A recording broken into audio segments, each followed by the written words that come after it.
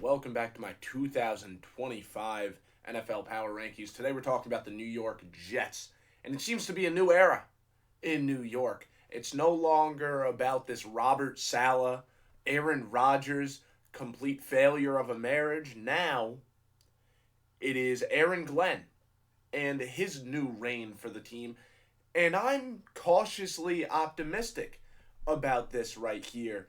Starting with the offensive side of the ball, they hired Tanner Engstrand, who was the passing game coordinator for the Lions last year. He's never been an OC before in the NFL, but I have faith in Ben Johnson, and that passing game was very effective last year, so I have no gripes with the hiring right there. Even though Engstrand is a passing game coordinator or former passing game coordinator, I still think this is going to be an offensive attack built around the run game. The run game. And we know that was kind of the deal last year with Detroit's offense. While they were about 50-50 in terms of passing to running the ball, all of their pass plays were built on that threat of the run game. David Montgomery, Jahmyr Gibbs.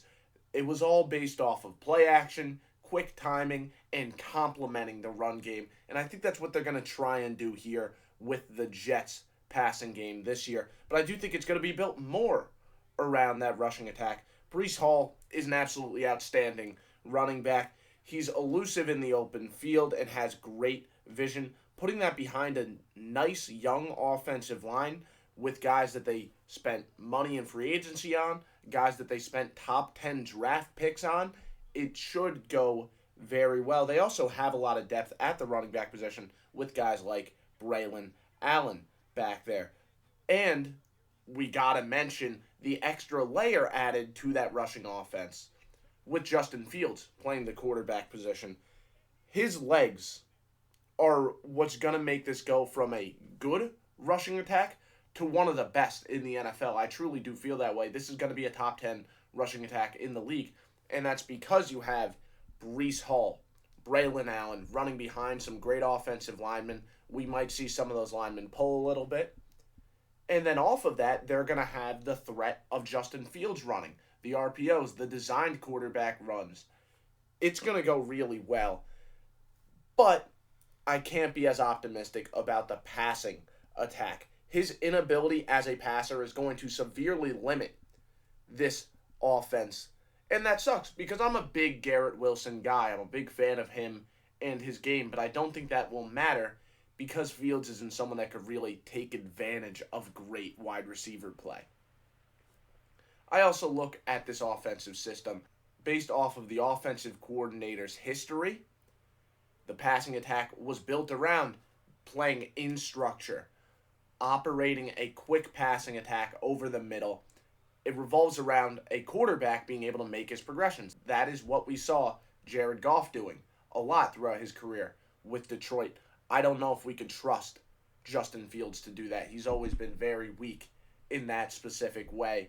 So I think he's going to severely limit this offense, which is going to be devastating because he's going to have a great season on the ground. He's going to add so much to their rushing attack, but he is going to restrict that passing attack, and I think it will be a weak passing offense, despite Garrett Wilson being a very good receiver, despite them drafting a very nice tight end out of LSU in Mason Taylor.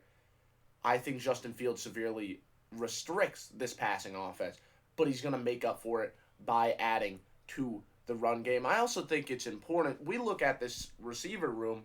While Garrett Wilson's a nice player, there's not too many other great offensive weapons around him. So, if they try and operate this offense that's way more about one read, you look at Garrett Wilson, and you know no one else is really going to do a great job separating anyway. Garrett Wilson doesn't get open. Okay, Justin Fields makes something happen. Fields is great at kind of 1v11ing the opposing team and making a 30-yard gain out of something that should have been a 7-yard loss. So you do like that about Justin Fields and this passing offense, but in general, I think he is going to restrict it, and that puts a lot of pressure on this defense. If you are trying to win games just running the football, you need the defense to really step up and keep games in a position where you won't feel a need to pass the ball a lot. Can this defense do that? Yes and no. They have some guys. Sauce Gardner is, of course, a great corner. He can lock down pretty much all of the best receivers in this league. On the defensive line, you have Quinnen Williams, who is a very, very good player. You have two very effective pass rushers on the edge in Will McDonald and Jermaine Johnson. And then in the second level, you have two phenomenal inside linebackers. And that should mean that you're going to be effective against a lot of the offenses in the NFL. I think there will be games where they completely dominate on the defensive side of the ball. But the offenses that are able to go to their second option and target Brandon Stephens, the offenses that are going to be able to take advantage of the fact Will McDonald and Jermaine Johnson, yeah, they're very good at getting to the quarterback, but they're not great run defenders. I think some teams are going to take advantage of that. There will be teams that match up well against the Jets defense, and they are going to play very poorly against those teams. But there will also be teams that match up poorly against it, and I think the Jets are really going to win and straight up dominate on the defensive side of the ball against those offenses that aren't able to take advantage of a guy like Brandon Stephens being out there. But we cannot undermine Brandon Stephens might just be one of the worst starting corners in the entire NFL. This is someone that allowed nearly 800 yards last year. That's very, very concerning. The rest of the room is all right. Michael Carter, Andre Cisco, you're fine with guys like that out there, but you got to keep in mind, how does Aaron Glenn like to run this defense? He wants to blitz a lot, but he wants to run man coverage behind it. That leaves your corners on islands. That works for Sauce Gardner. Sauce Gardner is going to hold up perfectly fine.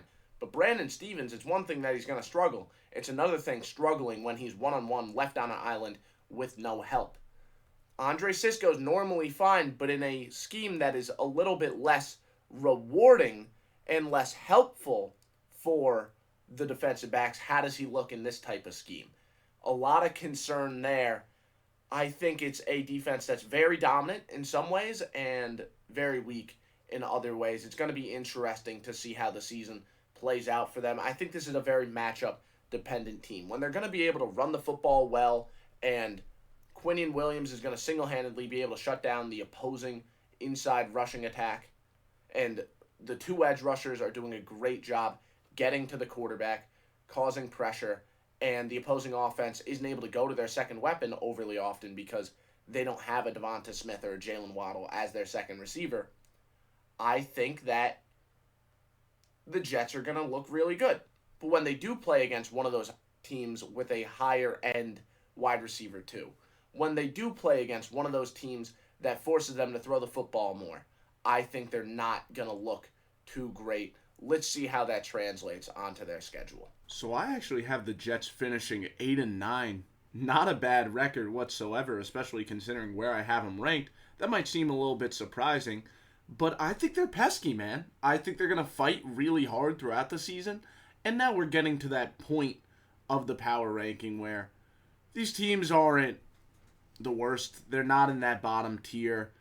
And they're going to have some good games now and then, such as week 1. I think Aaron Glenn is going to reinvent the culture for this team.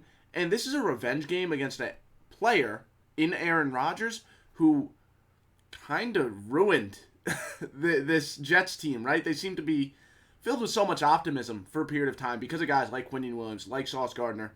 Then they bring in Aaron Rodgers to really try and capitalize on it. And his ego nukes that entire operation. I think Aaron Glenn is operating in this game with the chip on his shoulder. I think he wants to win this one for the Jets organization. I think that whole entire locker room wants to beat up on Aaron Rodgers here. So I have the Jets winning that first one, but I have them losing in week 2 against a division rival I think is very strong. Buffalo is a very good team. I think they're going to go on kind of a tear early in their schedule, and that would include the Jets in New York. Then I have them losing again against another team I think is pretty good in the Buccaneers. This is a team that is going to really work to shut down that run game, and because of that, they're going to have to rely on Justin Fields' arm and ability to operate this offensive unit, and I don't think he could do that. I mentioned that earlier. I don't think he's going to be able to operate in the structure of the offense, and as a result, I don't think the passing game will be able to make up for a lackluster rushing performance. But then I think they're going to be able to beat the Dolphins using that run game. I think they're going to be able to beat the Dolphins even though we might see Jalen Waddle go on a little bit of a tear here. I think this could be a big Jalen Waddle game. Or Tyreek Hill, whoever Sauce Gardner isn't responsible for. Tua also might pick them apart over the middle, but I think the Jets will be able to score here, too. I absolutely do. I think Justin Fields, Breece Hall, Garrett Wilson might get involved a decent amount. I think they're going to be able to control the clock, running the football a lot, and doing a very good job at it. This should be a very close game, though. Dolphins definitely have some advantages here, too, in Miami. Then I have the Cowboys losing to the Jets because, again, that rushing attack by the Jets. I think the Cowboys don't match up well against this Jets team because they operate with their run game so well, and the Cowboys are so weak in terms of defending the run. Even Micah Parsons, who's a great defender, great pass rusher, he isn't a great run defender. They don't have anyone on the inside that's really too good against the run. Their linebackers aren't good against the run. That defense is built around stopping the pass, and I don't think you're really scared of this Jets passing unit. You should be afraid of their rushing attack, though. Denver, I think, is very stout, though. I think they are going to be able to hold up against that rushing attack. And I think they're going to be able to target Brandon Stephens. I think they're going to be able to get after the other guys that aren't Sauce Gardner. I think the Broncos win that one. And I think Bryce Young is going to be able to pick them apart, too. I think Bryce Young is going to have a nice performance and beat them up on the offensive end. And while I think the Jets might be able to do a decent amount of damage running the football in this one, I think the Panthers will just stay a little bit ahead of them. Then we talked about it, that Jets passing attack, I don't think they can really light up a scoreboard because I think it's a weaker passing attack. And because of that, Bengals should win this one. Bengals make every game into a shootout with their weak defense but great offensive play. If you can't throw the football well against them, you probably don't win. Then off of a bye, I think that they beat a Browns team that I don't think is overly good. Browns are also coming off a bye, though, so it's going to come down to what can Stefanski scheme up and what can Aaron Glenn scheme up. Jets are at home, though, so I think they're going to go ahead and win that one. Patriots, I think, are a well-coached team. I think they're going to be able to shut down Garrett Wilson, making that passing attack even weaker, right? I think they're going to scheme up ways to really stop Justin Fields on the ground. They might be able to do a decent amount of damage running the football, but I think Drake May is going to be able to operate the offense on Thursday Night Football and go ahead and beat this team by targeting Brandon Stephens and some of the weaker spots on that unit.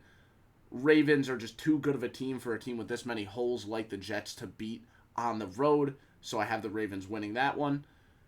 3-game losing streak here continues with the Falcons beating them. Falcons pass rush is a problem. I think they got better on the interior. Grady Jarrett is still a good player.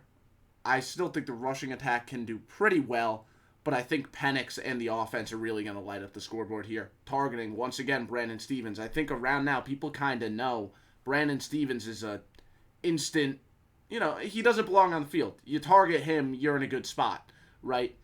And I think teams are going to really start to take advantage of that.